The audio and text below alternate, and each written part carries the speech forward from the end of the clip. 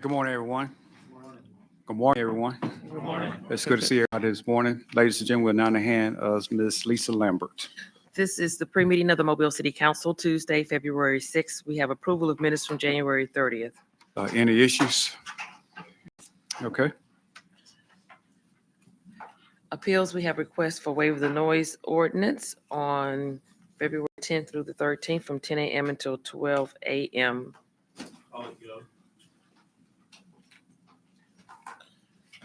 May 11th from 6:30 to 10:30 on Spring Hill Avenue.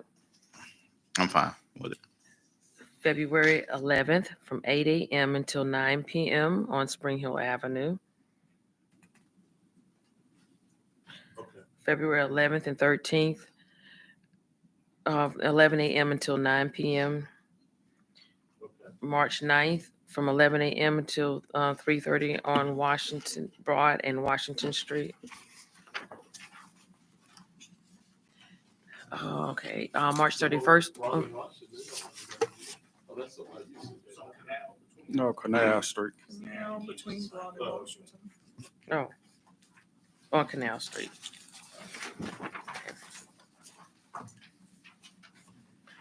March 31st, 2 p.m. until 5 p.m. at Langen Park. February 11th, 10 a.m. until 7 p.m. on Canal Street. February 11th, it's at Jefferson and St. Louis Street on February 11th from 7 a.m. until 10 p.m. And Spring Hill Avenue and Broad Street during the Mardi Gras season, 5 p.m. until 9 p.m. What is that? Which one, the last one? Second to last. All these that you see for Mardi Gras are waiver of noise ordinances for DJs and things like that, because the city now requires a waiver of noise ordinance for DJs to play on the street. But amplified sound during a Mardi Gras parade or during a time of a parade up until set time, just like all of the noise ordinances. Shouldn't we have a specific time period instead of Mardi Gras season? Well, I think they're just asking for the time that they're gonna be playing. And it could be different events. I didn't check them all to make sure that there were separate events. But I was looking at the times, most of them were doing parade time. No, his said Mardi Gras season. But Oh, there's no season. dates. There's no dates. It just Well- says Mardi Gras season. Well, let's bond them until what's the 14th, The 13th. 13th? But it does say 2024 Mardi Gras season. So that does end on the 13th. So it's still the same thing. Well, there might be someone who thinks it lasts till June. Dates. we Well, know- that's true. We probably do need to be specific and put some dates in there. Specific. Yes. Date them all. Yeah, date 'em all. February 13th. Okay, Are you and talking about the people in Turner Gardens? Because we have, I don't. I'm talking about have Joe. Turner Yard, so- I'm talking about Joe. that's a great example because Mardi Gras season doesn't stop. Or Mobile Cities That's also. true. That's Yeah. true. Yeah, that's There's- true. They really get down out there. Wait till you go out there. Because we're the same day on that Saturday following the Yeah. Fat Tuesday. and Broad Street and Spring Hill Avenue on February 13th, 6 a.m. until 10 p.m. I'm fine with that. That's the friendship At house 6 again. 6 a.m.? No. Okay. 6 a.m. 6 a.m.? Oh, that's the 13th, right? That's Yeah. that Tuesday. 6 o'clock in the morning? 6 o'clock in the morning. There's nobody living there. Well, you got the convent that's 3 blocks down the street. There are no residential properties whatsoever right there in that block at all. None. The business is going to be shut down because how can you work there when you're going to have at that corner? You have what, about 5,000-6,000 people at that corner at the turn. So I mean, that's Mardi Gras. It's Mr. Carroll's district. The calls are going to come to him. I'm for it. All right. Public hearings. Today is a public hearing to consider approval of a conditional use permit to allow a home-based daycare for property located at 1016 Belvedere Circle East. A public hearing to rezone newly annexed area in the Cottage Hill corridor from R1 to B2. Public hearing to rezone newly annexed area in the Kings Branch Orchard Estates and Cottage Hill Corridor from R1 to B3. Public hearing to consider modification of a previously approved plan and approval for property located at 3650, 3704, 3708, 3758 Spring Hill Avenue. You know, this is for St. Ignatius. Don't know if Rye Shields will be here today or not. He may be. Josh, I did not attend the planning commission meeting, but Josh told me that there were no issues during the meeting. I think the neighbors and the church got together and worked any issues out before, it got to us. So most of them do, yes. And the public hearing to consider modification of a previously approved PUD for the same property. Yeah. Public hearing to declare the structure at 237 Abrams Street a public nuisance in order to demolish and secured. Public hearing. David, you have something on that? Yes, if I could, Mr. President, real quick. Mr. Penn? Yes. You've got a couple items on the agenda today, 237 Abrams Street. I would recommend we hold this up for 60 days. And the reason why, there's some work on the site, but a permit's not been issued and there's an application. It just has not been issued yet. And we'd like to see a permit issued and some on-site work before we step back and table it to watch them repair the structure, but we're heading in the right direction. The second one, 2910 Berkeley Avenue, same thing, if we could hold it over 60 more days. The same conditions. We have some work on the site, but we don't have a permit. And then moving on to the third one in your district, which is 2150 Pleasant Avenue. Previously, we had to hold off because this was tied up in a bankruptcy, but our legal department now has a stay. So we're not part of that bankruptcy for this location. And we do request that we move forward for demolition. All right, thank you. And then the final one for Mr. Carroll, we would like to move forward. And yes, this is an out-of-town corporation from California. They were working on the house without a permit. Bill Mobile has issued a stop work order. No follow-up. We're going 6 months now without any activity on the site. So what we have is an abandoned construction site that is open to the public with roof, exterior wall, and foundation problems. And we would request that we move forward with the declaration. Which one was that? That's going to be the 605 Gale Street. No, sir. In the back, it's not. It's in bad shape. In the packet that we have, those are current photographs that we have with you. So it does show that from the front, it looks great. But the back, it's abandoned construction site. So there's exterior walls. They pulled it down to the framing. Sorry, Mr. Carroll. We're requesting to demolish that property.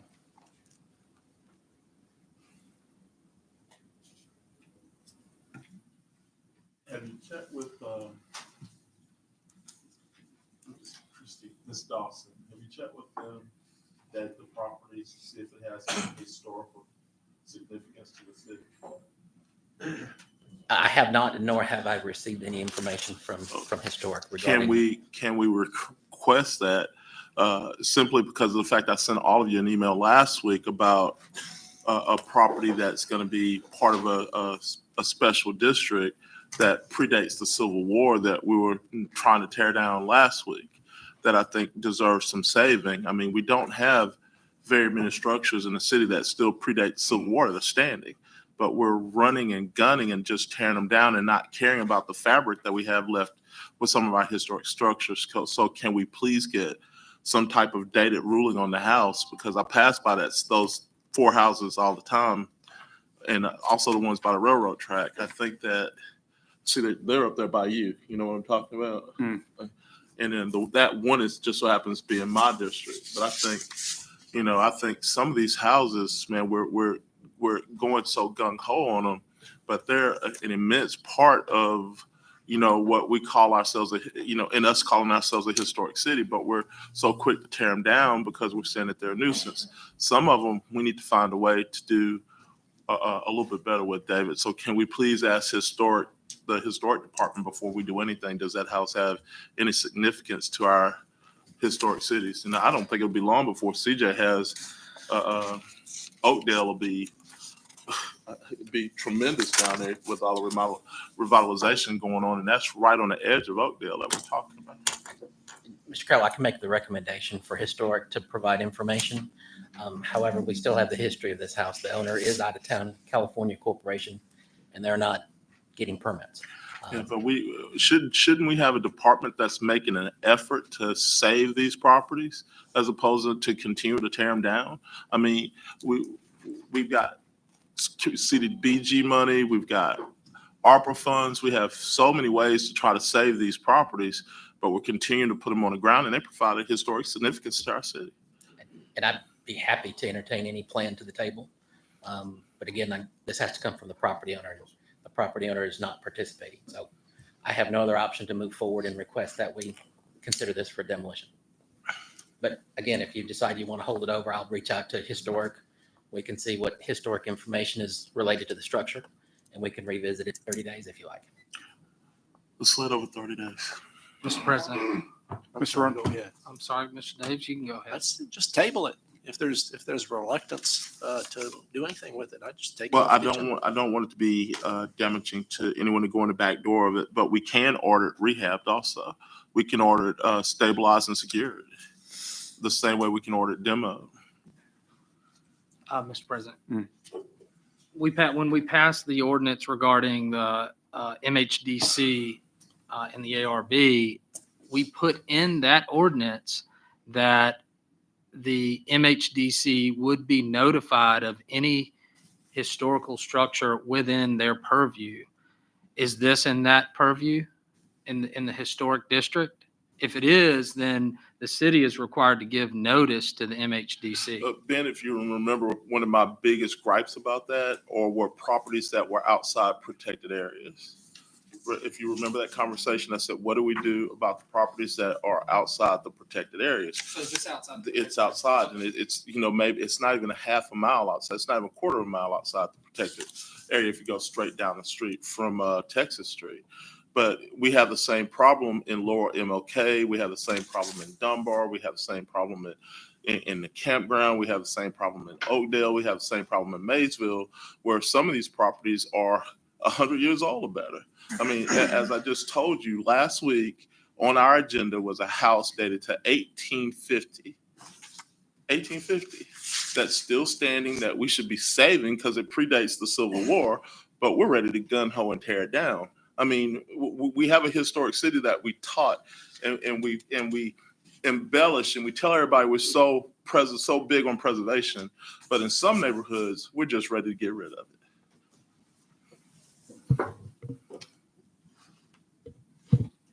It's on you, Mr. President. Ms. Carroll? Yes.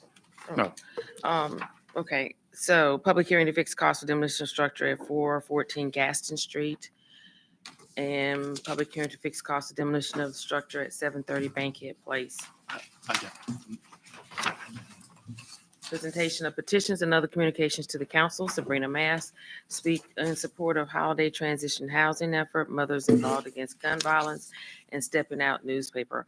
Nigel Hill provide information about Mothers Involved Against Gun Violence. Patsy Alexander comments about the Holiday Transitional Center applying for funds from the Community Development Block Grant to rehabilitate the building at 1805 Government Street. Reggie Hill, transparency with citizens request, resolution 08112, public safety and proper use of taxpayer resources. Ordinance is held over. 25039, ordinance amending chapter 25, garbage, trash, and litter of the Mobile City Code. Mr. President, Yes, Mr. Woods. I'd like to ask this be held over for 30 days.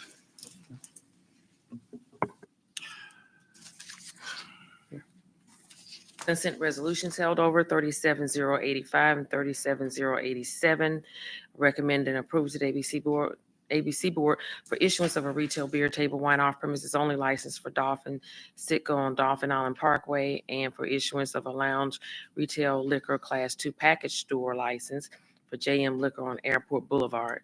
085, one more week, was unsuccessful in reaching the owner, applicant rather.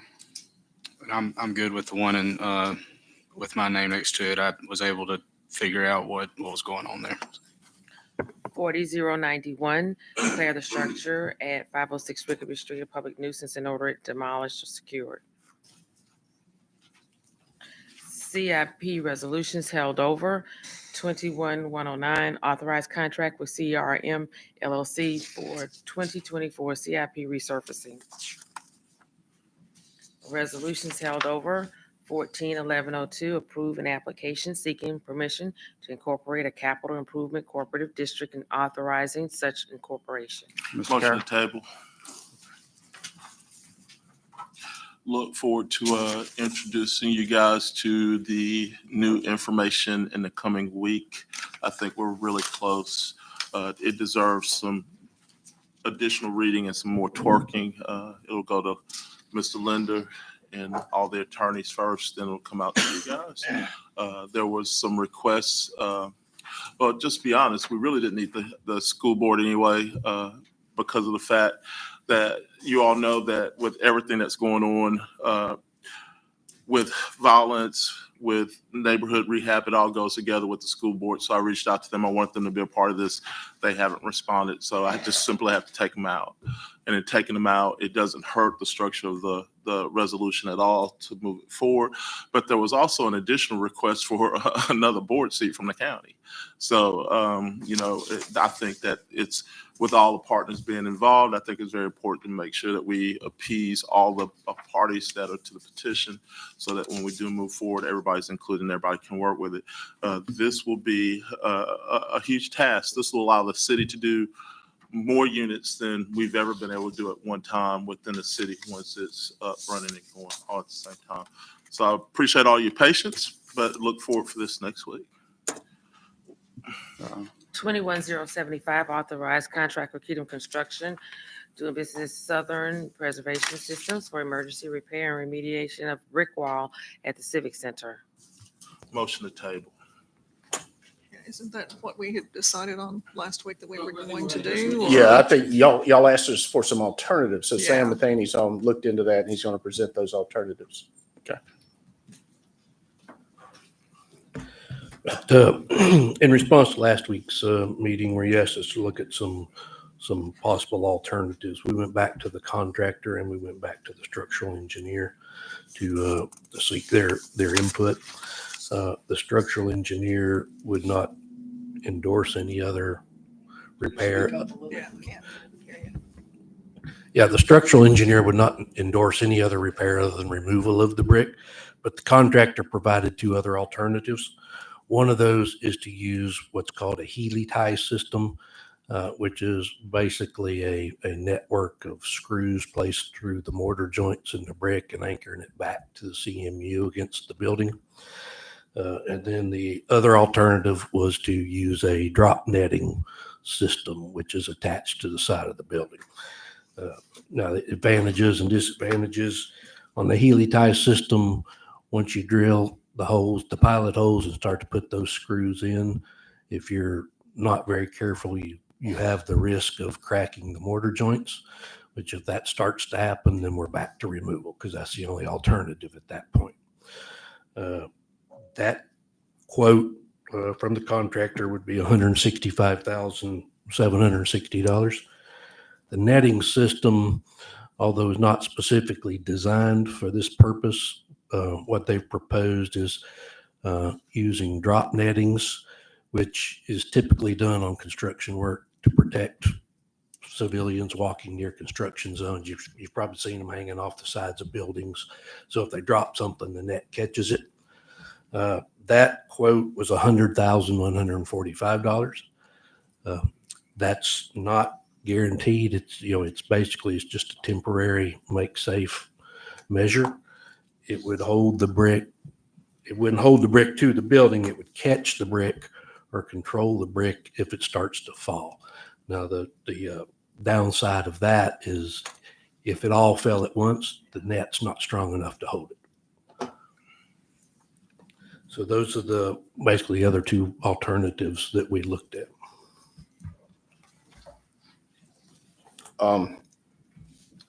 Just to remind you, the structural engineer would not sign off on those alternatives. There is a fourth, I guess, and that's to put more permanent fencing in a fall zone area, along with signage, and probably close the theater. We're talking about 35 tons brick that's possible that could fail.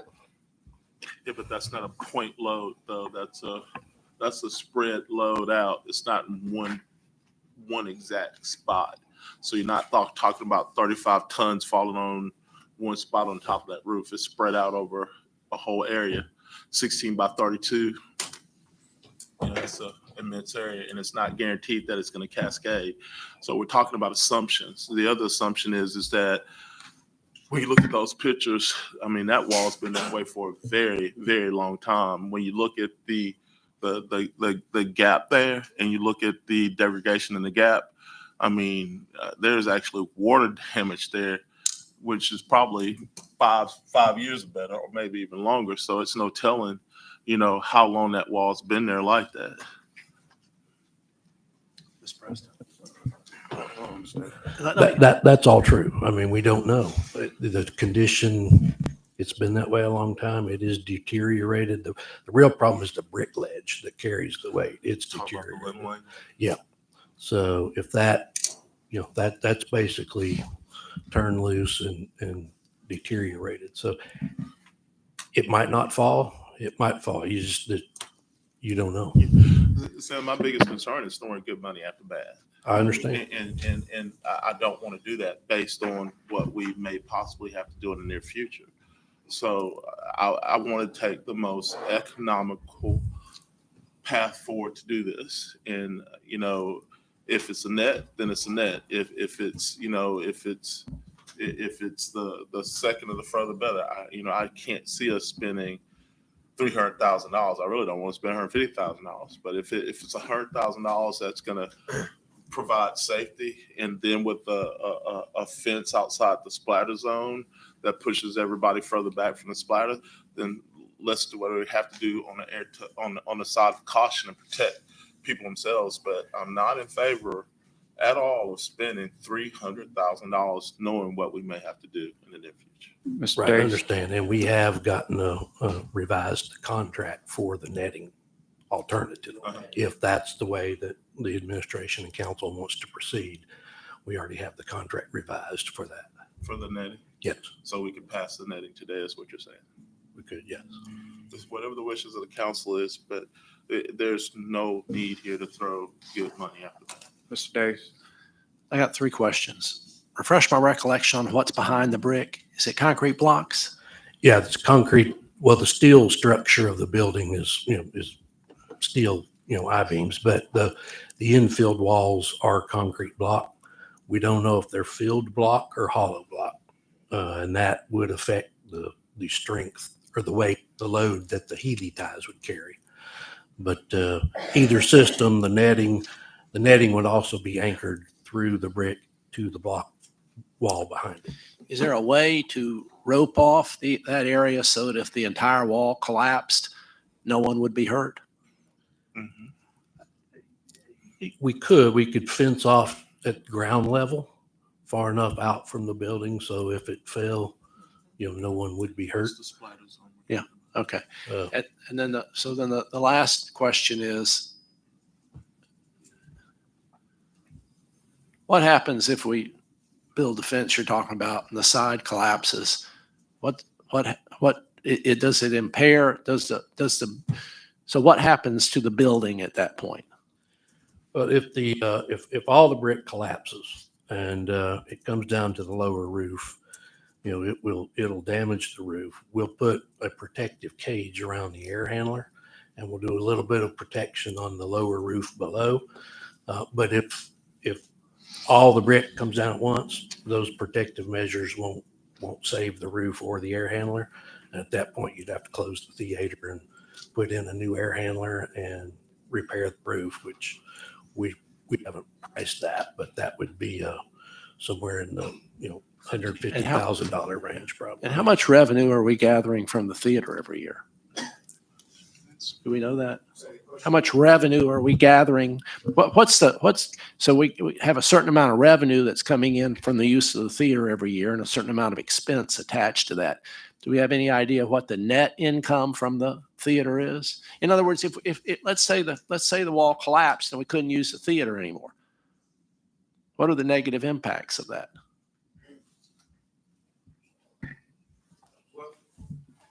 Civic Center side itself loses $2 million a year. Right. I don't know how much revenue, what would it add to it, I guess. Specifically for the theater, And specifically for the theater. We'll have to look at it. How many events are scheduled for the theater over the time before we start whatever program of renovation is what he's asking? I don't looking think at it's that looking late. at their website right now, it looks like the ballet, there's Swan Lake. I think all the way through June, isn't it? I think so. Yeah. All the way Swan through Lake's June, but planned. honestly, 4 to 5 maybe that are going to be in the theater. You know, one of the questions I had though was, if we just fence the area, the cheapest thing is just fence the fall zone. And, That's right. that's the cheapest way to do it. But I think there's some concern that with that much brick coming down at once, that it could endanger people on the inside. There was an original opinion that the mezzanine would prevent a failure, but I'm gonna let Sam address that. So I guess the question then becomes, if we're just gonna fence it, do we close the theater? So Well, Sam, And that's the thing too, because they've already got some events planned for the theater. I know the ballet's got Swan Lake coming up. So if we fence it all in, are they going to be able to do their ballet or Well, that's my and these I wanted- other events that are planned? I wanted Sam to address to y'all whether or not there's concern for the safety of people inside the theater if they have a failure. And So so what, one way or the other, because we weren't even going to do the brick. If we were doing the brick, when would that start? Sometime in March? Is that right? Which is after some of the events. So that would have been after the events anyway, right? Yeah, regardless of the alternative, Hold on, Mr. Carroll. where either alternative we exercise. I mean, of course, we wait till after Mardi Gras, but then it would probably be March before the contractor could get mobilized and do the work. The issue, if you fence off the exterior of the building to keep people out of the fall zone, you block the emergency exits from the theater, and you can't do that if you're going to use the theater. Mr. President. Mr. Carroll, did you have something? I can wait. And Mr. Reynolds? I can wait. Mr. Reynolds? Where's ASM? Is somebody from ASM here? I mean, there is, I don't think that's, excuse me? you better ask Ricardo where we're going with that. Is Yeah, it all right? well, the city of Mobile, I Is it mean, all we have right? access to the Sanger Theater as well. All right, so if there's an opportunity, I mean, we're in an emergency situation here, right? So we all have to, be mobile and nimble and make decisions that are tough and hard or whatever else.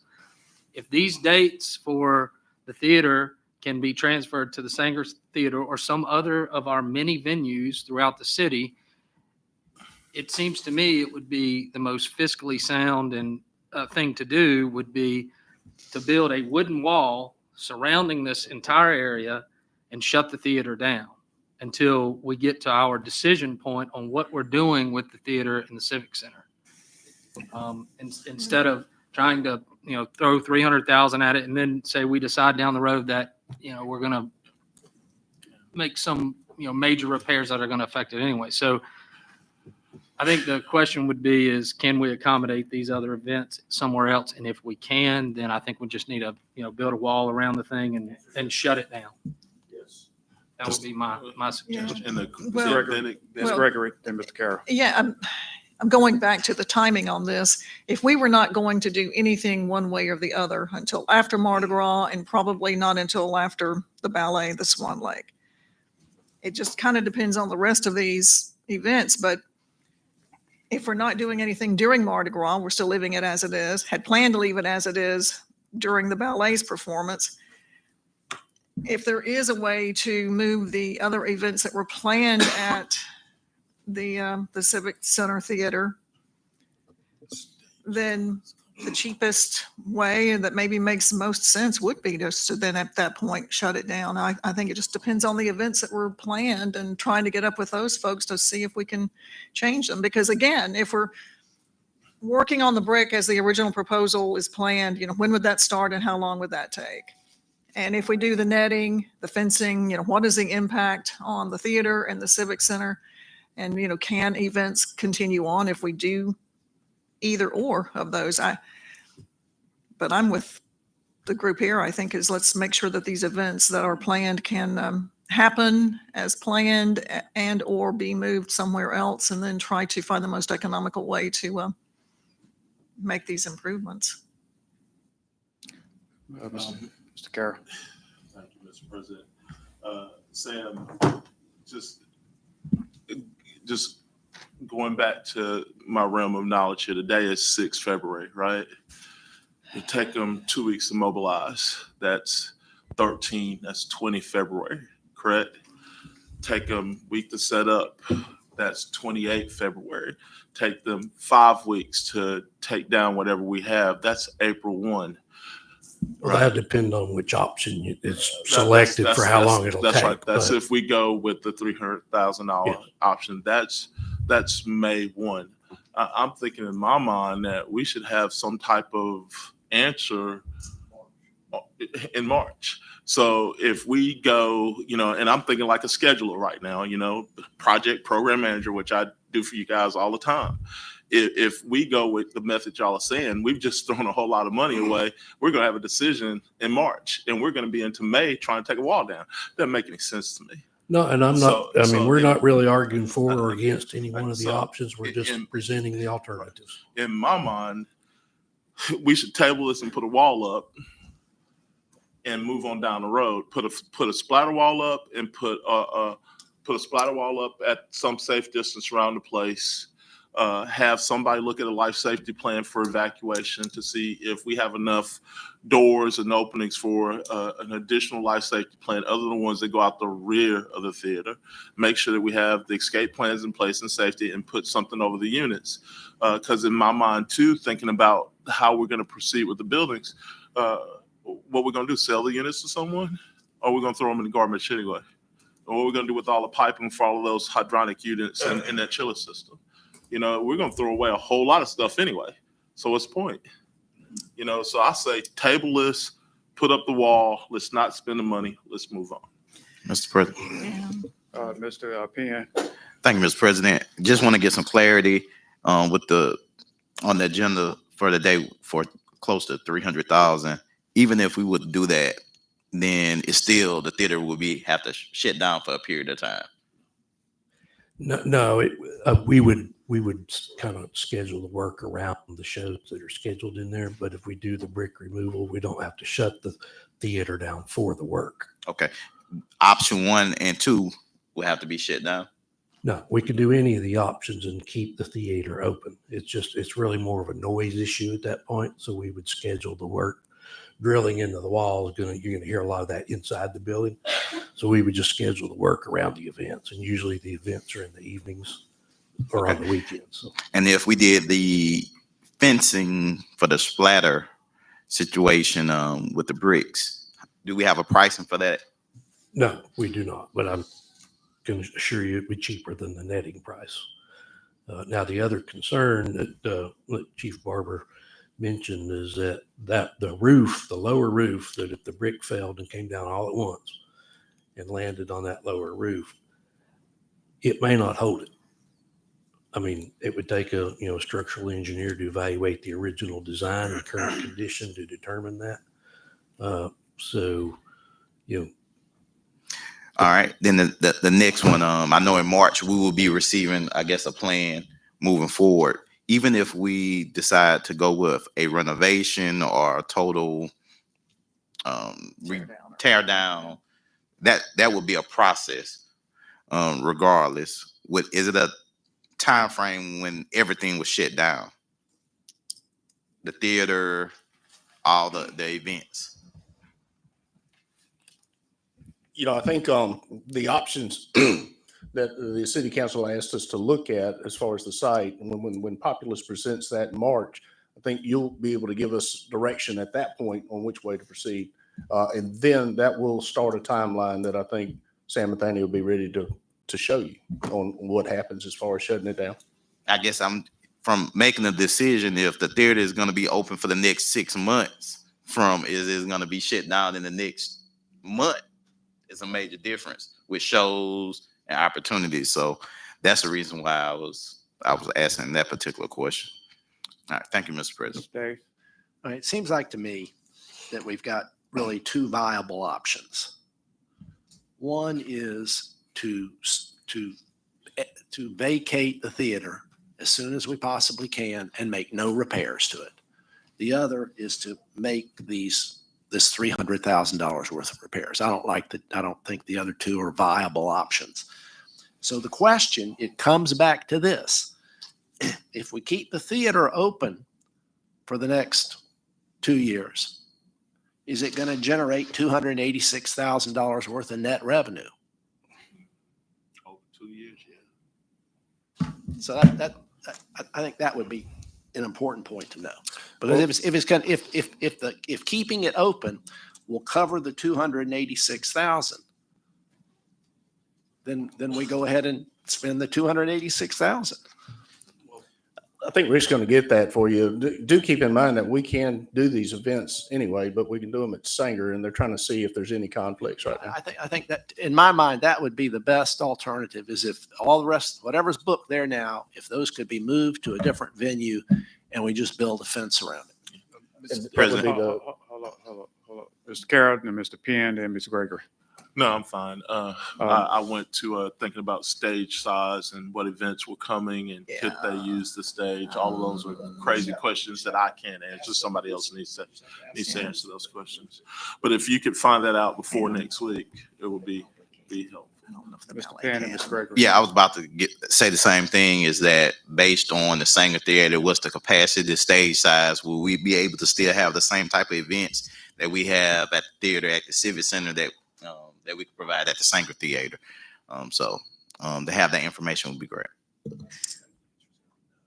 Yeah, well, I think that is a concern, depending on how long the theater is viable and safe, because, we have to keep that in mind. Why wouldn't the structural engineer endorse these? Well, it's because he's not committed to saying, or he would not sign off on the fact that doing it any other way than what he has proposed would actually be safe. And that's why he won't endorse, because he can't be assured of that.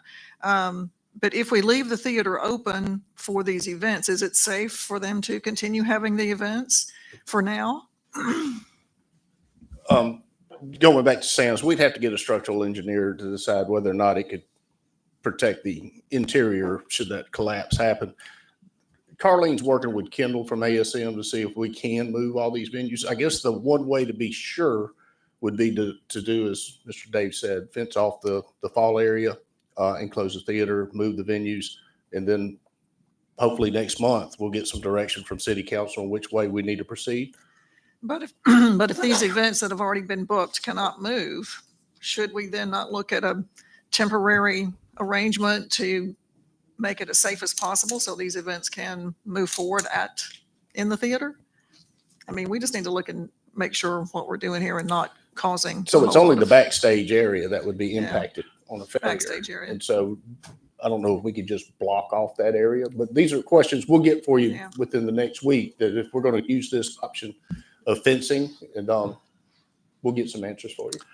Mr. Dave, then Mr. Carroll. Mr. President, I would suggest that we just hold this item over for a week and we'll have some more information. Okay. I'm particularly interested, Chief of Staff, in this number. If we keep the theater open for a period until we have to close it, is it going to generate enough net revenue to cover all or most of this $286,000? We'll get you all those. That to me is the first thing. And then the second issue is this issue. Can the venues, if we don't go that route, can the venues be moved to alternate venues? Yeah. Mr. Carroll. We have been talking about the upper deck and the structure of it. Has there been a probe to determine that it's not strong enough to withstand the impact? I think he said that, correct me if I'm wrong, Sam, that we need a structural engineer to make that determination. That's not what I'm asking. For the last 3 weeks, we've been saying that that's a concrete deck up there.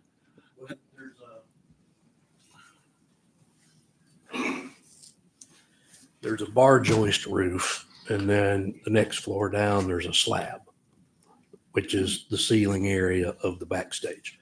So if all the brick collapsed and fell on the bar joist roof, it What's on may, top of the bar joist? just a built up roof. Built up roof's got to be on top of something. Is it metal, tin, Well, I bar don't know. panel? I don't know. We'd have to review the design, or there was no there were no holes drilled through the roof during the inspection process. But the inspectors did recommend replacing the roof anyway. Same, like I do. I mean, you can't run a built-up roof with insulation just over the top of bar joints. It's got to be Right. something Yeah, there gotta be that's some structurally decking, sound. And it Pan has- deck or plywood Yeah, or Pan something. Deck has a load capacity of 5.3 pounds per square foot. I mean, tons per square foot. That's 1,500 pounds. So I think a Pan Deck would take it if it was spread out. That's just my thinking, but I just needed to know that. And I can't speak to that, Councilman Carroll, because I'm not a structural engineer, so I can't make that evaluation for you. I got you. All right, thank you. I just need to know. All right, Madam Clerk, So are we laying this we're gonna on? lay it over 1 week. 1 week. 08110, approved purchase order to Calio for annual renewal of mobile phone investigative software. 08111, approved purchase order to Gray Bar Electric for a street light post for traffic engineering. 08112, approved purchase order to Leads Online for annual renewal of criminal investigation software. 08113, 114, and 115 are approving purchase orders to Stivers Ford for Ford pickup trucks. 08117, approved purchase order to Vulcan Inc. for galvanized steel signpost for traffic engineering. 21118, authorize contract with Pyrotechnico Fireworks for 4th of July fireworks. 6120 and 121 are adopting the Community and Housing Development CDBG home and ESG action plans and an additional public service provider for CDBG 2024. We need to lay that over for 1 week. Both? Those two, yes. That's the entitlement committee's meeting this afternoon Yes, regarding this. Okay. Ordinance is being introduced, 64011 is considering the approval for the conditional use permit for property at 1016 Belvedere Circle. 64012, 64013 are rezoning the newly annexed areas. 64014. Mr. President, Mr. Woods, would anyone be opposed to us taking those today? The The- rezonings. The 12 and 13 rezonings, these are the ones that were advertised incorrectly. So kind of sort of with the exception of one parcel have been held over pretty much, going on 60 days now. Yeah, that would be, I think, a big help because so many people are waiting. Yeah. And it was a mistake on our end, so. any issue, Mr. Reynolds? No. Joe? I'm good. Core? No. All right, we'll take those two up. 64014 and 015 are considering the modifications from the planning approval and for previously approved planned unit development for properties at 3650, 3704, 3708, and 3758 Spring Hill Avenue. Consent resolutions being introduced, 37124, recommend approval to the ABC Board for issuance of a retail beer table wine on/off premises license for Gray's Craze on Airport Boulevard. 40, 125, 126, 127, 128, 129, and 130 are declaring the structures public uses and ordering them demolished or secured and fixing the cost for demolition of structures. 61. What? The 4128. I wanted to hold this over until we knew what it was as far as if it had any historic value to the city. How long will you know? It shouldn't take more than a week to find out. Okay. 60, 131, 132, 133, 134 are determining appropriations to Southwest Mobile County Chamber Foundation, West Side Athletic Association of Mobile, Housing First, Inc., and Jaguar Athletic Fund serve a public purpose in authorizing payment. 37145, recommend approval to the ABC Board for issuance of a restaurant retail liquor license to the Breakfast Spot on Dolphin Street. Yeah, a new spot downtown. 6146, determining appropriation to Mobile Area Mardi Gras Association serve as a public purpose and approve payment.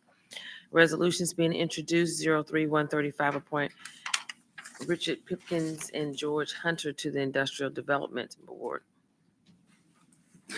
08136, approved purchase order to Cart Doctor LLC for 2 Yamaha utility vehicles for attendance center, $27,860.20. 08137, approved purchase order to Citisco for 30 heated banquet cabinets for the convention center, $137,610. 08138, approved purchase order to Global Industries for 6 office cubicle workstations for accounting department, $25,987.85. 08139, approved purchase order to Cardex Rimstar for automated storage carousel for city clerk's office, $67,655.75. 08140, approved purchase order to Time Clock Plus for annual renewal of hardware support and maintenance services for timekeeping equipment, $17,938.46. 21141, authorized contract with Chris Brewer Contracting for 2024 annual street maintenance, $705,650. 21142, authorized contract amendment with Moffitt and Nickel for Cooper Riverside Park bulkhead replacement design, closeout and construction administration, $282,282. Any questions? On the Chris Brewer contract, if you remember, we moved money over to Small Street asphalt repair. And this is to take out sections of street that are just eat up with potholes and repave them. This is the contract that goes with that funding. It's something Ms. Gregory's been asking for a couple of years now. 21. Mr. President. Mr. President, 143. Mr. Woods. on the small street repair, so this, I mean, I got an email day before yesterday asking about this. When we have utilities that come in and they run and bore and humps pop up, and I know that with Moz, I've talked with Mr. Amberg about this. With Moz, there's a, patch it and come back 45, 60 days later, fix it. Is there a way to address these folks boring underneath different streets and eventually causing lumps? I mean, is there accountability that we have with them to come back and fix those lumps, I guess? Because I know, I want to say the complaint that I had came from Knollwood, also Hillcrest at times, and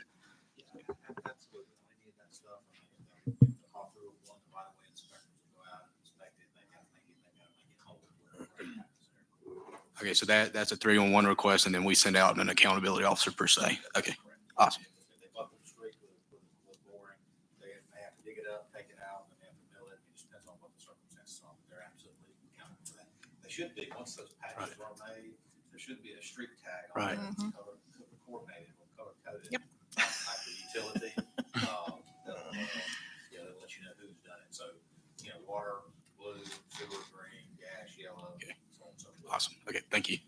Mr. Davis. I just wanted to, Nick, I'm glad you said that about the tags, because I was going to ask about that, because, we passed an ordinance, Fred and I did, I think, anyway. Is that being observed? It is, and we have to remind them sometimes to keep doing it, but for the most part, if you see those patches, if they got a tag on it, most of the time it is associated. Now, sometimes with us, when we make a patch, we're not patching it because it's ours. So typically we buy drainage, but if it's water, sewer, power, any of those types of things, those tags are there. And they're helpful for us because, sometimes you're gonna see a yellow one next to a blue one, next to a green one, so, especially on some of the older streets that have issues. Thank you. And with this. Ms. Gregory and Mr. Yeah. Reynolds. And with this small street repair that we're talking about today, the city then is required to do the same thing that we're requiring the utilities to do. We're just not going to put a tag on it, I don't guess, but because we're just going to come in and make those repairs. The larger swaths of asphalt, we have to mill it, put the asphalt down and make it a smoother thing. But the thing with the tags and making the utilities come back and mill and do that rather than just the potholes, we went round and round with that for a long time before we ever got this thing passed. And I think it's really made a difference. It certainly helps the city know who's responsible as well. Yeah, and several of the entities have, Moz has resurfaced entire streets because of multiple patches. Spire did a bunch when they were trying to retire a bunch of cast iron. So, I mean, it's done what it's intended to do. Mr. Reynolds? We're having a lot of fiber work done throughout the city, and they're making cuts in the road as well. Are they required to put down a tag? Every utility is, yeah. So I mean, if you see a utility out there, not doing it, I mean, let me know where we can go back to them. Some of the fiber companies, they sometimes change hands and they're different names, so they might not be familiar that we have that. But the ones that are dedicated here, we know Comcast, Unity, those should be putting their own tags on it. I think it would be helpful if maybe there was somebody who reached out to AT&T or Blue Streak. Yeah, I think okay. they're doing a lot of the fiber installation around town. I know they've done Regency Oaks, they've done River de Cheyenne, they've done other areas, and I haven't noticed any tags whatsoever. Okay. So if somebody could reach out to them and remind them that, the law is that they put down those tags. I'd say Blue Streak. I'm not even familiar with that company name, but we'll reach back out to them. Thank you. Hey, I was asking Councilman Daves, the patch is the tag, is it a coin size? Yeah, Is it visible? Is it visible to the eye? Oh yeah, it's color It sits on coded. top of it. Sits on top of it. But It's about the size. It's about the size of a quarter. Unless you're looking for it. Well, I mean, Like top pole. so you mean, and I'm just asking for point of reference. So a lateral tap requires a patch. If they've gone out and made a repair to a sewer lateral going to a house, you'll ultimately see the final patch, which is probably 5 or 6 feet wide. At least the width of the lane. It could be both lanes, and there should be a tag in it. Absolutely. Okay. All right, thank you. 21-143, authorized contract with Motor Carrier Consultants for workplace drug and alcohol testing for city employees, $75,000 per year. Call for public hearings, 41-144, call for public hearing to rezone property located at 255, 257, 259 Dogwood Drive from R1 to B1, scheduled February 27th. Announcements. Mr. Davis? Thank you, Mr. President. I'd like to request 2 committee meetings. The first would be a meeting of the Finance Committee, and my suggested date is March 12th. And this would be a meeting to look into, to gather some data with respect to the 4 football games that we're providing significant support to. And I'd like to try to arrange this meeting of the Finance Committee, as I say, on March 12th, and have Mr. Moore there and Mr. Cordy there and Mr. Clark there and anybody else who's interested in this, so we can gather some data on these football games. Okay. And then I'd like to have a meeting of the ad hoc committee on stub polls on March 26th. Now, we had a meeting back in November. Yeah. And at that time, we were given certain promises by the company who is done the worst job in managing their stub polls. We were given certain promises. I'm sorry to have to inform the council that those promises have not been kept. And as a matter of fact, the situation has gotten worse. So I'd like to have a meeting of the ad hoc stub poll committee on March 26th. And said company needs to have a representative there for sure. This is almost 6 weeks out, to give that company time to have someone here, have Alabama Power people here. But this is something that we have been working on now, that this council has been working on for 6 or 7 years. And we have made tremendous progress, but there's one company who absolutely refuses to do anything about it. And it's time for the city and Alabama Power to take some action, to force action on this company. Thank you, Mr. President. Mr. Carroll? Mr. President, in light of what's happening, and I don't know if you guys are tracking the contaminant or the invasive species that's happening at Big Creek Lake and what it's doing to the source of drinking water out there and how it may potentially affect the city of Mobile. Say again? Snails? No, this is a plant. This plant has seeds and spores, and within a month's time, the leaves are as big as this table.